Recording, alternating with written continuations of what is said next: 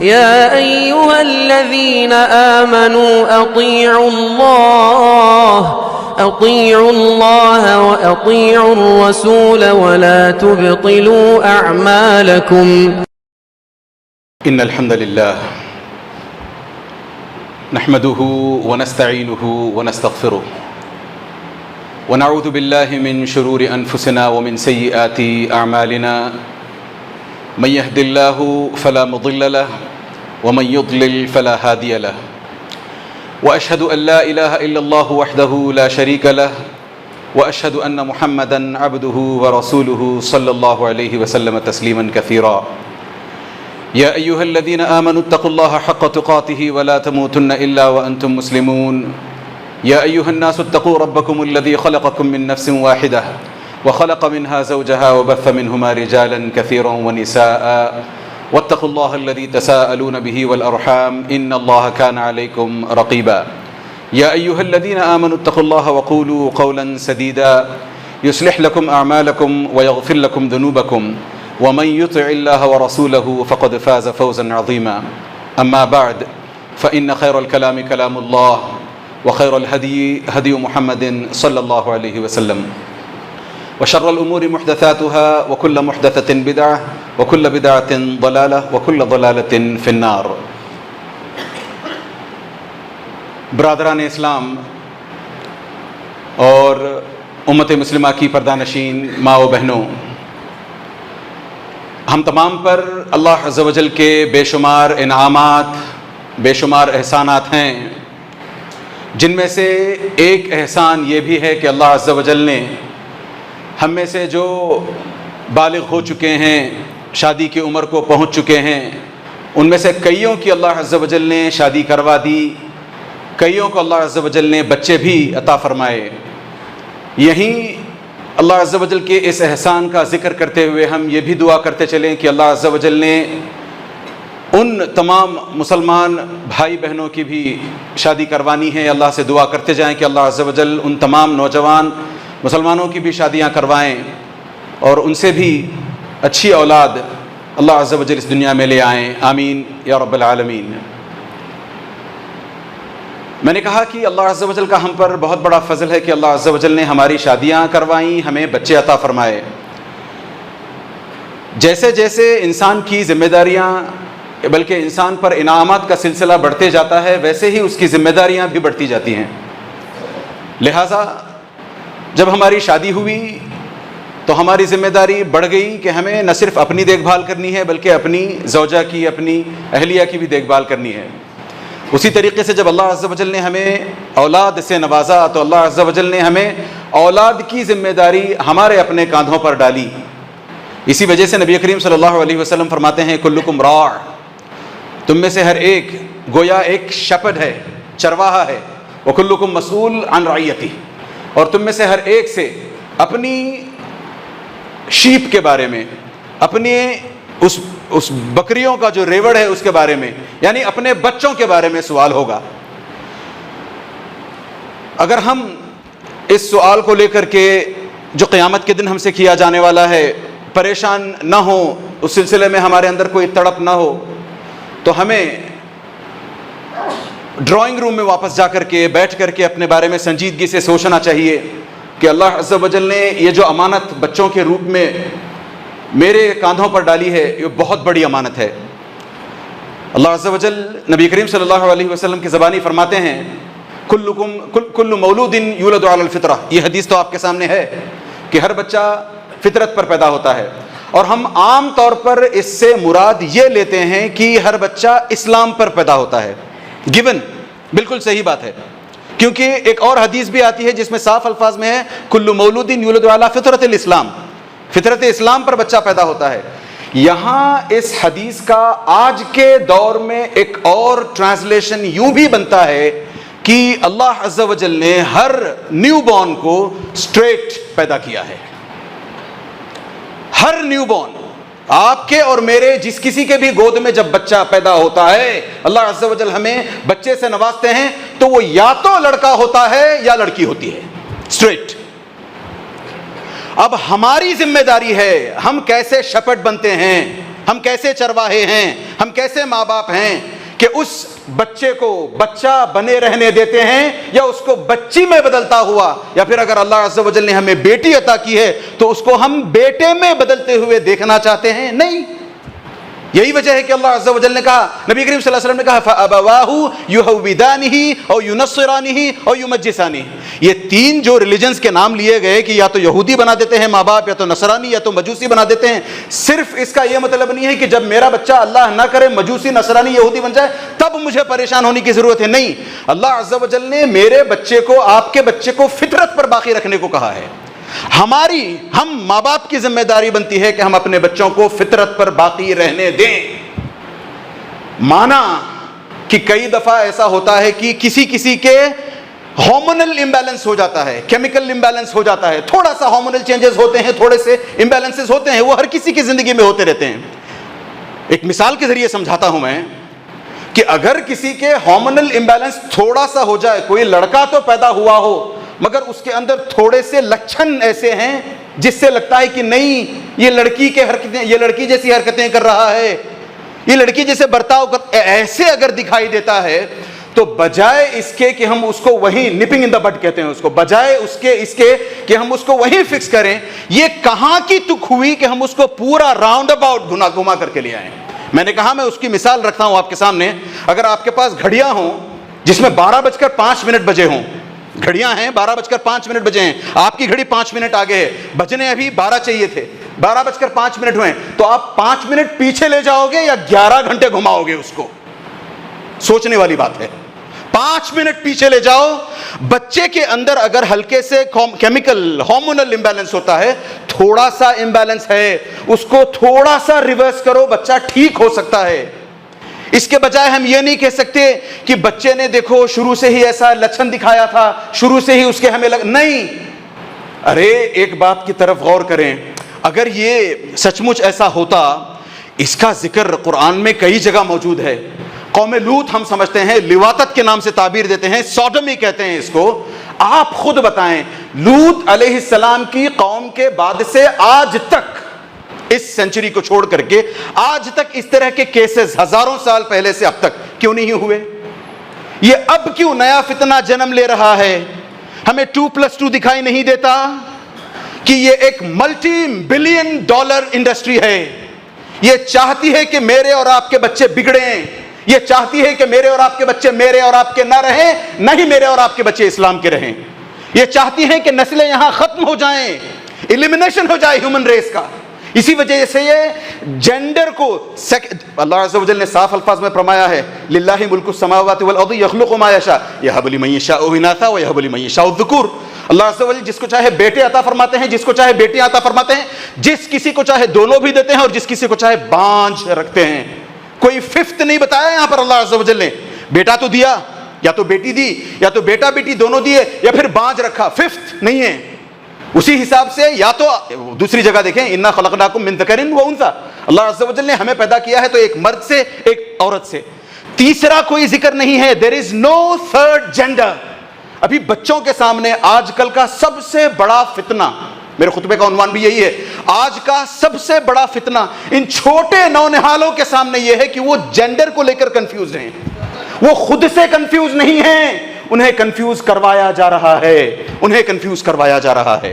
آج کل کے سلیبس کو دیکھیں، ٹی وی شوز کو دیکھیں، بچے گیمز کھیلتے ہیں، گیمز کو دیکھیں، ان سب میں اسی چیز کی بھرمار ہے. یہ چاہتے ہیں کہ ہم مسلمان جو لاسٹ فرنٹیئرز بنے ہوئے ہیں، لاسٹ لائن آف ڈیفنس ہے، یہ بھی چلا جائے. یہود نصارہ ان کی اپنی کتابوں میں جا کر کے دیکھیں، جینیسس میں دیکھیں، مارک میں دیکھیں، میتھیو میں دیکھیں. میں کہاں آپ کے سامنے 10:5:2 حوالے پیش کروں؟ آپ خود جا کر کے دیکھیں یا پھر آف لائن ملے، میں حوالے دیتا ہوں آپ کو. ان ساری یعنی یہود کی اور نصارہ کی کتابوں میں بھی صاف صاف الفاظ میں ہے کہ 2 ہی جینڈرز ہیں، ایک مرد اور ایک عورت، لڑکا لڑکی، بس، تیسرا کوئی جینڈر نہیں ہے. اب انہوں نے اپنی تعلیمات کھو دی ہیں، ان کی اپنی تعلیمات میں ایڈلٹریشن ہوا ہے، ان کی تعلیمات باقی نہیں رہی ہیں، اس لیے یہ لوگ ڈیفینس لیس ہو گئے ہیں. ان میں سے کئی کنفیوزڈ نظر آتے ہیں، کئی پیرنٹس. آپ جا کر کے کسی بھی نصرانی کے، یہودی کے، کسی اور جو غیر مسلم ہو، ان کے اس طرح اگر کوئی بچہ ہو تو ان ماں باپ سے سوال کریں، وہ ریڈیلی ایڈمٹ کرتے ہیں، وہ گھٹنے ٹیک چکے ہیں مگر ہم مسلمان ہیں. ہماری شریعت، ہمارا قرآن، ہماری احادیث صاف صاف ہمیں لیجسلیٹ کرتی ہیں کہ ایسی کسی بیماری کو وہیں فوراً دبا دیا جانا چاہیے. ورنہ پھر میں نے جیسے بتایا، ایک تو نسل کشی ہوگی، ہیومن ریس کی ایلیمنیشن ہوگی، دوسرے یہ ہوگا کہ اللہ عز و جل نے ایسی قوم کی جیسی سزا رکھی ہے، جیسا کچھ اللہ عز و جل نے اس قوم کو سزا دے کر کے برباد کیا ہے، اس سزا سے ڈریں. فلما جاء امرنا، اللہ عز و جل کہتے ہیں جب ہمارا حکم آ گیا، جعلنا عالیہا سافلہا، انہوں نے ہیومن ریس کو لڑکا اور لڑکی سے ملنے کی بجائے، میٹنگ ہوتی ہے تو لڑکا اور لڑکی میں شادی کے ذریعے سے لڑکا لڑکی ملتے ہیں، میاں بیوی کی وہ ہوتی ہے، انہوں نے لڑکے لڑکے کو جفت کر دیا، لڑکی لڑکی کو لگا دیا. تو ہیومن کا جو کانسیپٹ ہے، نیچرل جو انسان ہوتا ہے، اس کو الٹ کر دیا انہوں نے. جیسے ہونا چاہیے فطرتاً، نیچرلی جیسے انسان کو ہونا چاہیے، اس کو الٹ کر کے رکھ دیا انہوں نے. اسی وجہ سے اللہ عز و جل نے ان کو سزا بھی دی تو الٹنے والی سزا دی. فلما جاء امرنا جعلنا عالیہا سافلہا، بستی کو نیچے سے لپیٹا، اٹھایا، بستی کو نیچے سے اٹھا کر اوپر سے اوندھے منہ گرا دیا، انورٹ کر دیا. تو ہمیں بھی ایسی سزاؤں سے دوچار ہونا پڑ سکتا ہے اگر ہم ہوش کے ناخن نہ لیں. ہم میں سے کئی پیرنٹس ہیں جو اس کو فائٹ نہیں کر سکتے. مانا ہم فائٹ نہیں کر سکتے، نہ ہی یہاں سے کھڑے ہو کر کے میں اس کے خلاف احتجاج کرنے کی، پروٹیسٹ کرنے کی، فائٹ کرنے کی ہدایت دے رہا ہوں. نہیں، میرا مطلب یہ نہیں ہے. بس ہم اپنے گھر میں اپنے بچوں کی حفاظت کریں. یہ سپریم کورٹ کا اپنا ڈائریکٹو ہے کہ اس طرح کے تھرڈ جینڈر کے خلاف ڈسکریمنیشن نہیں ہونا چاہیے. ہم ڈسکریمنیشن نہیں کر رہے. ہمیں بس اتنی گزارش کرنی ہے اپنے فیملی سے، اپنے آپ سے، اپنے گھر والوں سے، یہ گزارش کرنی ہے کہ اپنے گھروں کی حفاظت کریں، اپنے بچوں کی حفاظت کریں. یو ایس نے، امریکہ کے بعد پھر یو کے نے، اس طرح نہ جانے کتنی اور کنٹریز نے اس کو لیگلائز کر دیا ہے. دور نہیں ہے کہ یہ ہندوستان میں بھی آگے چل کر کے اللہ بچائے رکھے لیگلائز ہو سکتا ہے. دیکھیں نا، جب ریڈیو کا فتنہ پہلی دفعہ آیا تھا، ہم نے کچھ کیا، بجائے اس کے کہ ریڈیو کو روکے رکھتے، گھر گھر کے اندر، مسلمانوں کے گھر گھر کے اندر ریڈیو بجنے لگا. جب ٹیلی ویژن کا دور آیا تو بجائے اس کے کہ ہم ٹیلی ویژن کو روکے رکھتے، ٹیلی ویژن گھر گھر میں ہونے لگا، وی سی آر گھر گھر میں ہونے لگا، سیٹلائٹ ٹی وی آیا، وہ گھر گھر میں ہونے لگا. گھر کا ہر بچہ ٹی وی اور وی سی آر اور سیٹلائٹ ٹیلی ویژن سے واقف ہے. ہم اتنا ٹی وی نہیں دیکھتے جتنے ہمارے بچے ٹی وی دیکھ کر کے بگڑتے ہیں. لہٰذا ہمیں احتیاط برتنی چاہیے، ہوش کے ناخن لینے چاہیے، ہمیں اپنے آپ کو بدلنے کی کوشش کرنی چاہیے. ہاں یہ ضرور ہے کہ ہو سکتا ہے یہاں ہماری اپنی، ویسے میں بتاؤں آپ کو، ایک سٹڈی بتاتی ہے کہ ہمارے اپنے مسلمان گھرانوں کے 50% سے زیادہ افلوئنٹ فیملیز کے بچے، نوجوان بچے، ٹین ایجرز اس بیماری کا شکار ہیں. ہم میں سے ہو سکتا ہے کچھ کو ابھی بات بھی سمجھ میں نہ آئی ہو کہ کس بیماری کی بات ہو رہی ہے، کس وبا کی بات ہو رہی ہے. LGBTQ، لیسبینزم، گیز، ہوموسیکسوالٹی، ان چیزوں کی بات. یہ ہمارے اپنے بیک یارڈ میں ہمارے اپنے بچے، ان میں سے کئی ایسے ہیں جو ان بیماریوں کا شکار ہیں، اس وبا کا شکار ہیں. ہم اگر ڈیفینڈ نہیں کر سکتے تو ہم کم سے کم ان کو کسی صحیح جگہ پر لے جا کے کاؤنسلنگ تو کروائیں ان کی. اور ان بچوں کو میرا سب سے پہلا پیغام، میرا اپنا پیغام یہ ہے ان بچوں کو، وَلَا تَتَمَنَّوْا مَا فَضَّلَ اللَّهُ بِهِ بَعْضَكُمْ عَلَى بَعْضٍ. ارے اللہ عز و جل نے کسی کو مرد بنایا تو کسی کی عورت بنایا. وہ ایک مشہور فارسی کا شعر ہے، خدا پنج انگشت یکساں نہ کرد، خدا پنج انگشت یکساں نہ کرد، نہ ہر زنزنست نہ ہر زنزنست و نہ ہر مرد مرد. یعنی اللہ عز و جل نے یہ جو 5 انگلیاں بنائی ہیں، جب ان 5 انگلیوں کو یکساں نہیں بنایا، ایک ہائٹ کی، ایکول ہائٹ کی نہیں بنایا، تو ہم میں سے کئی ایسی عورتیں ہیں جو عورتیں ہو کر بھی عورتیں نہیں ہیں. یعنی عورتوں والی وہ باتیں نہیں ہے، وہ نزاکت نہیں ہے، وہ صنف نازک جسے کہتے ہیں وہ نہیں ہے. مرد کئی ایسے ہیں جو مرد ہونے کے باوجود بھی مرد نہیں بن پاتے. تو ہر کوئی الگ الگ ہوتا ہے. میں ایک بات بتاؤں آپ کے سامنے، سائنٹیفک ریسرچ کہتی ہے کہ یہ جو وبا جس کو ہم لیسبینزم، گیئزم، LGBTQ کہتے ہیں، غور سے سنیں، سائنس کہتی ہے، میرا اپنا نہیں کہنا، سائنس کہتی ہے کہ یہ ایک بہت بڑا ہوکس ہے، اس میں کوئی سچائی نہیں ہے. ارے اگر سچائی ہوتی تو ہم خود دیکھیں نا، قیامت، بلکہ قوم لوط سے لے کر کے اب تک کہیں نہ کہیں تو اس کا ذکر ہوتا کہ ہمارے پچھلے نیشنز ایسے رہے تھے. نہیں. اور جب ہوتا بھی ہے کچھ 1% 2% کا تو اس کو وہیں فکس کیا جانا چاہیے. اس کو وہیں فکس کرنے کی بجائے ہم پورا گھمائیں گے اس بچے کو. پورا میں نے بتایا نا, یہ ملٹی بلین ڈالر انڈسٹری ہے. یہ لوگ چاہتے ہیں کہ اس طریقے سے ہمارے اور آپ کے بچے آگے چل کر کے جینڈر چینج کروائیں, اپنے جینڈر کو بدلیں. لڑکا ہے تو لڑکی بن جائے, لڑکی ہے تو لڑکا بن جائے, جو جیسا چاہے. بلکہ میں تو کہوں آپ کے سامنے, یہ بات شاید کچھ لوگوں کو پتہ بھی نہ ہو, 35 جینڈرز بتائے ہیں ان لوگوں نے, یعنی جینڈر اسپیکٹرم کا نام دیا ہے اس چیز کو ان لوگوں نے. لہٰذا ہم بس یہ کریں, میں نے کہا نا کہ میرا سب سے پہلا پیغام یہ ہے کہ اللہ عز و جل نے جیسے ہمیں بنایا ہے ویسے باقی رہیں. یہ بہت بڑا ٹیسٹ ہے اور اس ٹیسٹ کی بہت بڑی کامیابی ہوگی انشاءاللہ تعالی. اسی طریقے سے اگر کوئی ہیں جو اس بیماری کا, اس وبا کا شکار ہیں, ان کے سامنے میری دوسری اپیل یہ ہے کہ اللہ عز و جل سے سب سے پہلے تو توبہ کریں. اللہ عز و جل نے آپ کو لڑکا بنایا ہے. عورتیں اگر سن رہی ہیں تو اللہ عز و جل نے ان میں سے جنہیں لڑکی بنایا ہے لڑکی بن کر رہیں. اللہ سے توبہ کریں کہ اللہ عز و جل, میں تیری اس چیز کو میں ایکسیپٹ نہیں کر پا رہی تھی, مجھے ڈیفیکلٹی ہو رہی تھی, مگر میں آج اس چیز کو ایکسیپٹ کرنے کو تیار ہوں. میں تیرے دربار میں دعا کرتی ہوں, تیرے دربار میں توبہ کرتی ہوں. توبہ کریں, اللہ عز و جل سے دعا مانگیں اور اس قصے کو یاد کریں. وہ 3 جو تھے غار میں پھنسے تھے, اللہ عز و جل نے ان تینوں میں سے ایک کی دعا کو سن کر کے اس غار کا دہانہ کھول دیا. اس غار سے, اس کیف سے 3 نکل کے باہر آئے تھے, یاد ہے ہمیں. وہ اس غار میں جو 3 لوگ پھنسے تھے ان میں کا ایک بندہ تھا جس نے اسی طریقے کی کوئی زنا جیسی حرکت کرنی چاہیے تھی, مگر وہ آخری منٹ میں وہاں سے اٹھ گیا تھا, آخری منٹ میں بچ گیا تھا. نیکی کا کام نہیں کیا تھا, گناہ سے بچا تھا. وہ اس چیز کو اس نے اللہ عز و جل کے سامنے رکھا کہ یا اللہ, میں نے یہ کام تیرے لیے کیا ہے, تیری رضامندی کے لیے کیا ہے. تو ہم میں سے اگر کوئی اس بیماری کا, اس وبا کا شکار ہیں تو اللہ سے دعا کریں, اللہ کے سامنے گڑ گڑائیں اور اس حوالے کو یاد رکھیں, اس وسیلے کو یاد رکھیں کہ اگر اس بندے کو نجات مل سکتی ہے جس نے کوئی نیکی کا کام تو نہیں کیا تھا, گناہ سے بچا تھا, اس کی پاداش میں, اس کے نتیجے میں اللہ عز و جل کو اس کی ادا اتنی اچھی لگی, اتنی پسند آئی کہ اللہ عز و جل نے اس چٹان کو ہٹا دیا اور دہانہ کھول دیا غار کا. ہمارے ساتھ بھی ایسا ہو سکتا ہے. تو اللہ سے دعا کرتے چلیں کہ اللہ عز و جل جب تک ہمیں اس دنیا میں زندہ رکھے, اسٹریٹ بنا کر زندہ رکھے. اور ہمارے اندر اگر کوئی ایسی بیماریاں ہیں, ہمارے بچوں میں اگر کوئی ایسا روگ ہے, تو اللہ عز و جل ہمیں اس کو ایزیلی آئیڈینٹیفائی کرنے کی توفیق عطا فرمائے اور ان کے ساتھ بڑی نرمی کے ساتھ, بڑی آسانی کے ساتھ پیش آنے کا اللہ عز و جل ہمیں اس کی توفیق عطا فرمائے. صلی اللہ علی نبینا محمد وعلی آلہ وصحبہ اجمعین. الحمدللہ وحدہ والصلاة والسلام علی من لا نبی بعدہ.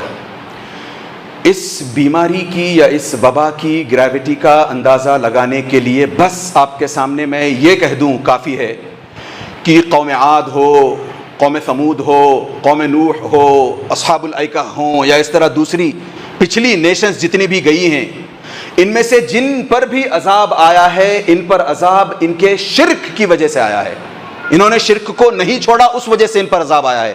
ایک پوری ہسٹری میں, پوری تاریخ میں ایک قوم لوط ایسی ہے جن پر عذاب ان کے شرک کی وجہ سے نہیں, ان کی اس وبا کی وجہ سے, اس بیماری کی وجہ سے اور اس ضد کی وجہ سے آیا ہے کہ میں عورتوں کے پاس نہیں جاؤں گا, میں شادی نہیں کروں گا, میں لڑکا ہوں لڑکے سے بھڑوں گا, لڑکی ہوں لڑکی سے بھڑوں گی. یہ جو بیماری دکھلائی, اس بیماری کا نتیجہ یہ ہوا, جیسے میں نے بتایا کہ ایک تو اللہ عز و جل نے انہیں, ان کی بستی کو الٹ دیا, بلکہ 7 بستیاں تھیں, ان 7 بستیوں کو اللہ عز و جل نے الٹ دیا. وَأَمْطَرْنَا عَلَيْهِمْ حِجَارَةً مِّن سِجِّيلٍ مَّنضُودٍ. نہ صرف اتنا بلکہ ان پر پتھروں کی بارشیں ہوئیں. اس کے بارے میں اللہ عز و جل کہتے ہیں انها كانت تعمل الخبائث. ارے خبیث حرکت ہے یہ, اس حرکت سے ہمیں باز آنا چاہیے. آنکھ بند کر کے ہم یہ نہیں کہہ سکتے کہ مجھے اس چیز کا نہیں پتا. ارے ہم اپنے کسی چھوٹے سے بچے کو, 4 سال 5 سال کا چھوٹا سا بچہ ہے, اس میں کوئی گندگی والی چیز اس بچے کو ایک چھوٹے سے اچھے سے پیارے سے ڈبے میں بند کر کے لا کر کے دیں, کہیں کہ یہ کھانے والی چیز ہے, کھا جاؤ, گندی چیز ہو, کھائے گا کہ نہیں بچہ؟ وہ آپ پر بھروسہ کرے گا کہ میرے پتا جی نے, میرے والد نے اتنی اچھی سی ڈبیا میں, اتنی اچھی چیز بوٹل میں لا کر کے یہ چیز دی ہے, میں کھا لوں گا, میں پی لوں گا. وہ گندگی ہے وہ نہیں دیکھے گا, وہ پینے کے بعد شاید آپ سے شکایت کرے. اسی طریقے سے ہمارے سامنے جو چیزیں ہیں, ہم یہ سمجھ سکتے ہیں, ہم خاص طور سے اس غلط فہمی کا شکار ہیں کہ نہیں میرا بچہ تو ایسا نہیں کرے گا. نہیں, آپ کے بچے پر سوال نہیں ہے، آپ کے بچے پر بھروسہ ہمیں بھی ہے، میرے بچوں پر بھروسہ مجھے بھی ہے، مگر جس قسم کا سامان اس کے سامنے رکھا جا رہا ہے، ٹی وی کے مادھیم سے، گیمز کے ذریعے سے، شوز کے ذریعے سے، لٹریچر بکس کے ذریعے سے ان چیزوں کو آپ کے سامنے رکھا جا رہا ہے. لہٰذا آپ سے گزارش ہے کہ آپ تھوڑا سا آؤٹ آف دا باکس سوچنے کی کوشش کریں. فرعون نے بھی ایک زمانے میں اپنی اس نسل کو بار بار مارنا چاہا، کئی سالوں تک نسل کشی کرتا رہا. ارے قرآن کئی جگہ اس بات کی گواہی دیتا ہے، یذبح ابناہم ویستحیی نساءہم. وہ لڑکیوں کو چھوڑ دیا کرتا، لڑکوں کو مار دیا کرتا. کیوں؟ کیونکہ وہ چاہتا تھا کہ اس کی ملٹی بلین انڈسٹری ختم نہ ہو، اس کا کنگڈم ختم نہ ہو. آج کی بھی ملٹی بلین انڈسٹری چاہتی ہے کہ ہم ہمارے بچوں کو ان کے حوالے کر دیں. وہ صاف کہتے ہیں we are coming after your children, ہم آپ کے بچوں کو لینے کے لیے آ رہے ہیں. پانی ابھی سر سے اوپر نہیں گزرا ہے، لہٰذا ہوش کے ناخن لینے چاہیے ابھی ہمیں، اور یہ سمجھنا چاہیے کہ جیسے اس وقت فرعون کی اس ترکیب سے، فرعون کی اس چال سے، فرعون کے اس ظلم سے بچنے کے لیے فرعون کی ماں نے ایک ادبھت انوکھا قدم اٹھایا تھا. وَأَوْحَيْنَا إِلَىٰ أُمِّ مُوسَىٰ أَنْ أَرْضِعِيهِ. موسیٰ علیہ السلام کی ماں کو اللہ عز و جل نے الہام کیا. جبریل نہیں آئے تھے، وہ صرف ایک انٹویشن تھا. اس وقت ان کی ماں نے یہ مناسب سمجھا کہ نہیں، میرے بچے کو اس طرح میں موت کے گھاٹ اترتے نہیں دیکھنا چاہتی، لہٰذا میں یہ کروں گی کہ اپنے بچے کو دریائے نیل میں بہا دوں گی. ہمیں بھی اس طریقے سے اپنی دریائے نیل سوچنی پڑے گی. ضروری نہیں ہے کہ ہمارا دریائے نیل سچ مچ کا کوئی دریا ہو. آؤٹ آف دا باکس سوچیں، ایک منٹ کے لیے سوچیں کہ اگر ہم آؤٹ آف دا باکس سوچنے کے لیے تیار نہیں ہیں، کوئی ویئرڈ، دیکھنے میں illogical لگنے والا، کوئی عجیب سا لگنے والا فیصلہ لینے کے لیے تیار نہ ہو، تو اس وقت سوچنا کیا ہوا ہوگا موسیٰ کے ساتھ. جب موسیٰ کی ماں نے علیہ السلام، موسیٰ کی ماں نے جب دریائے نیل میں اپنے بچے کو بہانا چاہا، یقیناً آس پاس کی جو عورتیں تھیں، لوگ تھے، انہوں نے کہا ہوگا کیا ویئرڈ فیصلہ لے رہی ہو تم، کم سے کم تمہاری آنکھوں کے سامنے تو مرتا تمہارا بچہ مرتا تو وہاں پتہ نہیں کتنے مگرمچھ ہوں گے اس دریائے نیل میں، کھا جائیں گے. نہیں، سوچا نہیں اس بارے میں، بس اللہ کے حوالے کیا. اسی وجہ سے، اسی طریقے سے ہمیں بھی آؤٹ آف دا باکس سوچنے کی ضرورت ہے. اپنے بچوں کو بچائے رکھنے کے لیے کم از کم اپنے بچوں کو ایسے سکولز میں نہ بھیجیں، اور اگر بھیجیں تو صاف صاف انڈر لائن کرتے ہوئے بھیجیں کہ اگر کوئی رول پلے ہوتا ہے تو میں نہیں چاہوں گی کہ میرا بچہ اپوزٹ جینڈر والا رول پلے کرے. نہیں کریں گے ہم. یہیں سے یہ بیماری پنپنی شروع ہوتی ہے. بلکہ اسکولوں کو نہ بھیجیں، ہوم سکولنگ کروائیں. اسکولوں کو نہ بھیجیں، ہم میں سے جو افلوئنٹ ہیں آگے بڑھ کر کے آئیں، ایک نئے اسکول کو کھولنے کی کوشش کریں جو اس کمیونٹی کو، یہاں کی کمیونٹی کو کیٹر کر سکے.